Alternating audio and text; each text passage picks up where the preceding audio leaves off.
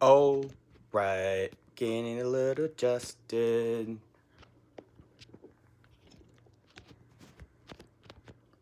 Yeah. Huh. What can we talk about today? I just quit my job. That's cool. I'm actually really excited about that. It only working for like 2 days. I don't even care. I don't even care because it doesn't matter. It doesn't matter. Like, I think when it comes to really figuring out what you want to do, I think you just need to keep on trying shit. Just go out there, go work a job. If it's not for you, just quit. No hard feelings.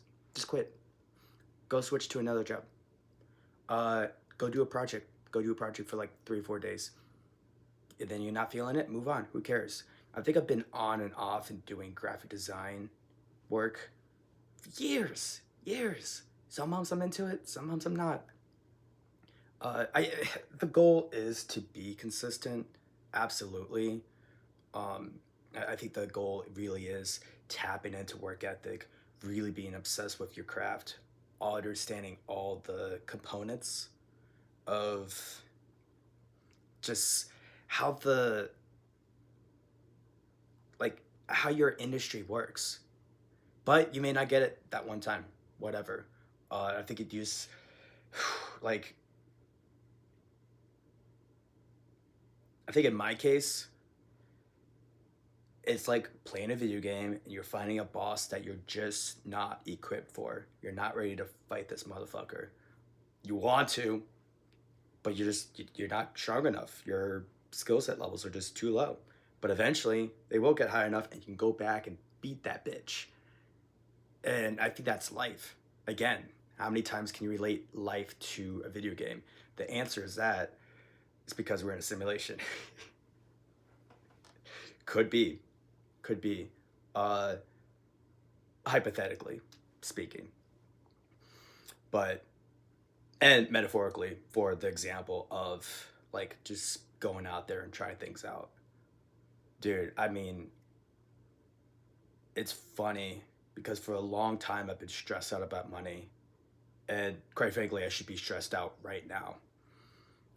But ever since I had a psychedelic experience last week, my energy levels have just been through the roof.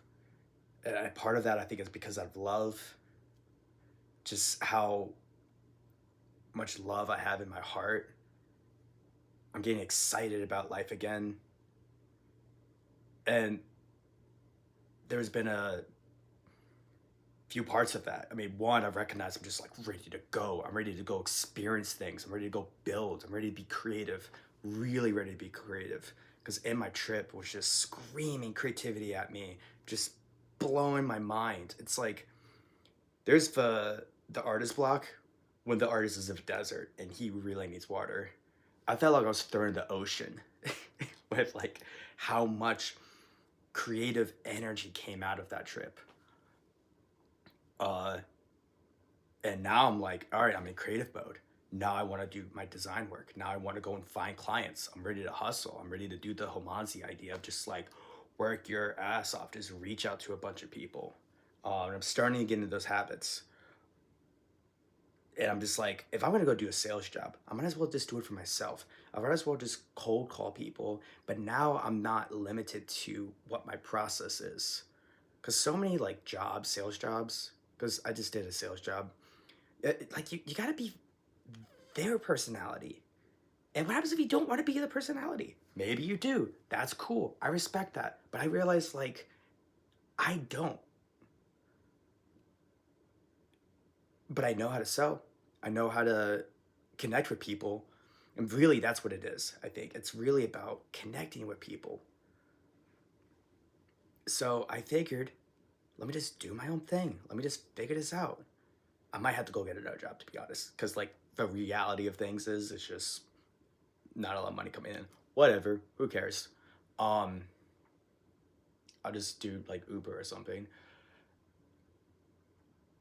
And weirdly enough, I'm not afraid. But I'm also realizing this last week was probably one of the most rewarding weeks I've ever had because I'll drive Uber whenever I need money, and I made more money that weekend than I ever have, mainly because of tips. The platform didn't pay me shit. So I think when you resonate and you really truly become authentic and living in an environment of making money, people will give to you. But you gotta protect your authenticity. I think there's so many things that just drain you. I think not be having exercise. I think not having cold exposure. I think doom scrolling. I really think like doom scrolling is like stealing from you. There's a spiritual concept, and I'm really forgetting what it's called, but it's essentially the idea that um, the DMT in our spinal cord is supposed to easily flow into the mind at a normal level.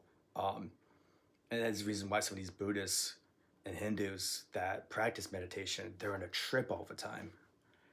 And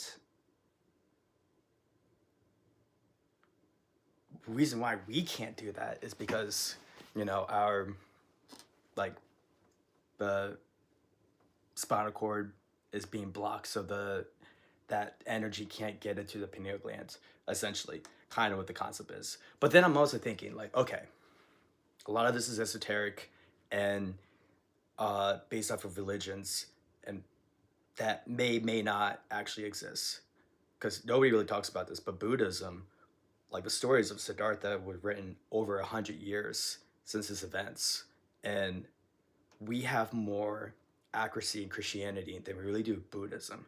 I'm not saying that Buddhism is wrong, but it's not certain. With that being said, why don't we just assume that it works? What happens if we just assume that meditation, really tapping into your chakras, um, getting away from the things that are just draining us? We're so impacted with noise, materialism. Hey, we gotta buy this shit. Hey, let's get this cheap entertainment. And back it up a little bit. Hey, let's just stop watching the news on the TV. Let's stop watching Netflix and streaming. Just watch shows all day. So like now my beliefs are when you're in consumption mode, it rips away from your creativity mode. And you need to be able to be creative and process. Otherwise, you don't produce life. And creativity can mean a lot of different things. You could be a graphic designer like me, uh, or you could be cooking, or you could just have a clean house, or you could just be a teacher, or you could just do a charity work. I mean, charity work is huge too, because like it's just a process of giving. Instead of taking, you got to give. Whether you're intellectual and creative. Fun fact, I think I'm both. I think I really think about shit, but I'm very creative. And there's a certain level where I think you can tap into both sides of your brain. I think when you got so much going on in your mind, you have so much potential. You don't realize how much energy you really have, but you got to be able to tap into it. Um, I probably shouldn't suggest this, but there's a certain chemical you can put in your body, allegedly, that will boost your mind with serotonin and it can get you in these thought processes. Um, I'm not gonna mention that, but it starts with L and ends with T. But you gotta be careful. I'm not saying you should. You probably shouldn't. But make that a decision for yourself.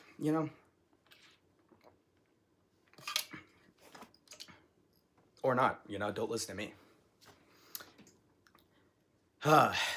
Yeah. So creativity is something we can tap into.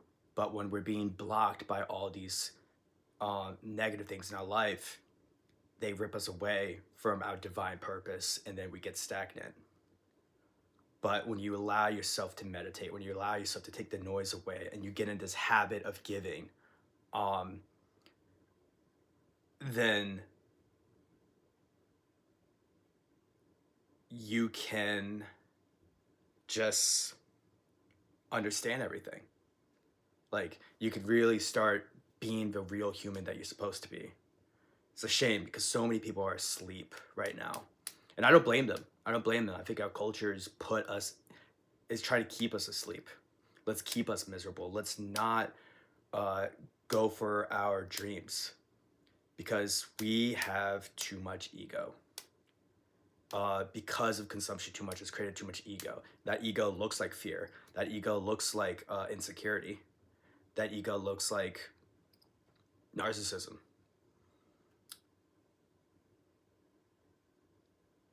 Yeah, and the better habits you can get at dissolving that ego and just doing the thing that you want to do because that's what's important to you, then I really think you just get into this love state.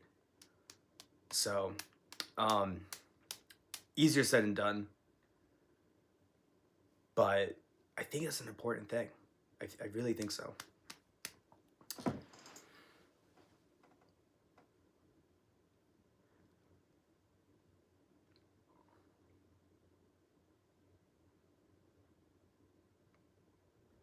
There's so many directions I could take this to, but I'm trying to think the next. What else do I want to say? Hmm.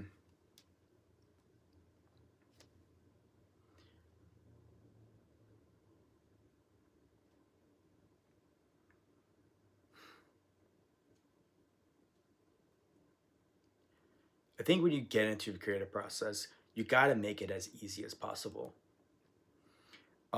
Do projects that will get you gratification as fast as possible. Like, don't go into anything too big yet until like as soon you will get there. I think you should start small, do a few small things, and then start challenging yourself. Okay, now I want to find inspiration. This is a really cool picture. Can I redo this? I think it's totally okay to do somebody else's art. Um, Now, obviously, add your own twist to it, give credit to where credit's due, but don't not do it. Why not? So once you get in, like, you start practicing these things. So, for example, let's say like TikTok shorts and YouTube shorts. That's a really big thing right now, and a lot of people are making crazy money.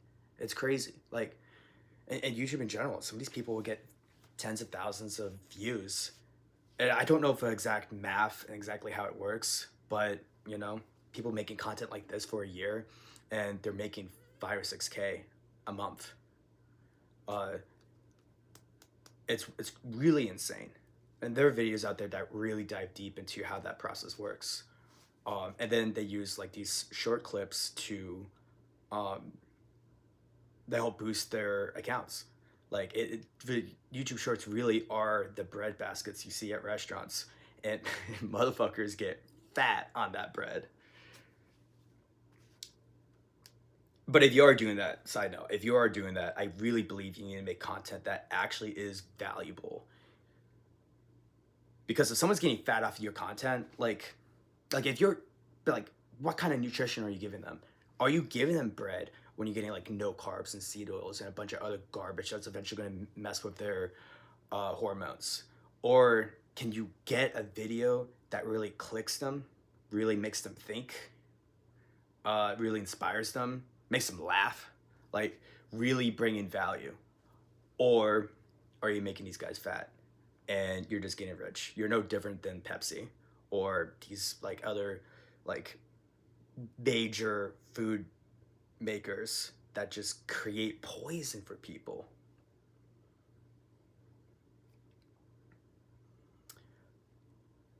So, all that to be said, now back to my main point. I hope I'm more of an entertainer than a teacher. So, but if I am being a teacher, then I hope I'm making you think. YouTube Shorts, uh, making content at the beginning. I think you should just make content. Don't even worry about posting it. I think you just need to get in the habit of it. And then eventually you start producing. And it might suck at first. Whatever, just get better. Like Rick Rubin talks about this. Why not make content that you're going to present to God? If you have that kind of mindset, then what beautiful things can you do? You see the churches in Europe. I went to Cologne, Germany, and I saw that church that was there. I swear to God, it felt psychedelic. It felt like it was breathing.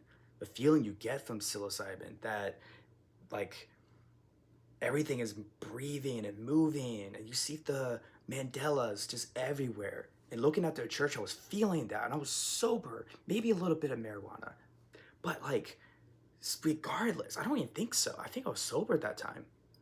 It's like people can make some crazy art. We hear songs that are just absolutely insane, and it's or just we've always looked at something like, dude, a human made that? No, a human didn't make that. It was a human that was possessed by a divine entity. And in uh, The War of Art, Stephen Pressfield, he talks about the muse that comes in and feeds these ideas into us. So like our thoughts aren't alone. Don't get lost in the mythology and proving whether that's real or not, but get into the assumption of like, okay, if let's just assume that works. Let placebo kick in and just have that mentality and go and do your thing. Um, but I think it builds, just like the video games into skill sets. Like it builds up as you keep doing it, and then eventually you will get confident and making content and putting it out there. Yeah, I think so. I think like really that's how it works.